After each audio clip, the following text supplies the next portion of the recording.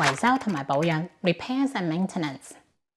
喺澳洲投資物業，維修同埋保養嘅開支咧係可以用嚟扣稅嘅。不過咧要留意，唔係所有嘅維修費都可以即時全數扣除。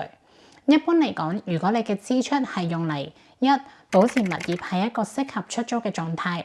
又或者係修補喺出租期間正常嘅損耗，又或者損壞嘅問題，咁呢啲咧通常咧都可以作出即時嘅扣稅，即係咧喺同一個財政年度報稅時候咧就申報。咁另外咧就係 maintenance 咧就唔係壞咗，但係咧你要做一啲定期嘅保養，例如剪草啦、交頭排水管老化要更換啦，又或者你每年定期做嘅 pest control、換電燈膽、更換游泳池嘅濾水器、年度冷氣機清洗等等，呢啲咧都算係屬於保養期間嘅定期開支。